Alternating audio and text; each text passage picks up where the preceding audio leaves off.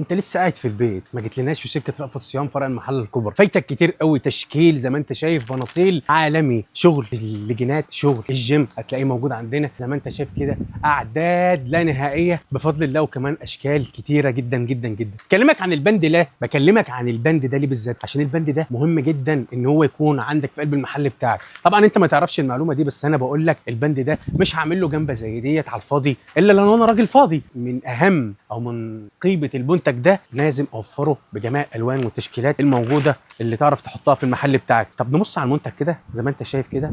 المنتج بيجي لك بفينش عالي جدا، استك عرضه ما شاء الله محترم جدا، عشان خاطر يفضل موجود عند العميل اللي انت هتبيعه له. وكمان زي ما انت شايف الفينش من جوه مفيش فيه غلطه، عشان خاطر مصنع روتانا مش من المصانع الضعيفه عشان خاطر تقدم لك منتج ضعيف. انت يهمك انك تبيع المنتج ده وتكسب فيه، وكمان العميل يجي يشكرك ويقول لك انا عايز منه تاني، ويرشحك لاقاربه واصدقائه. ويا سلام بقى لو محل حب المنتج من عندك وهو عايز يشتري منك، اوفر لك بسعر محترم جدا وتبيع من ورايا. ده جزء صغير من ضمن قسم الدخلي واهميته. مش ده بس، عندك تشكيل زي ما انت شايف كده عرايس بنتهات عالميه، مقاس عادي، مقاس خاص، محيرات، وكمان تشكيلات بوش ونص بوش. انت في قلعه الصناعه في شركه رأفت صيام فرع المحله الكبرى، هنوريك منتجات عمرك ما شفتها عند حد.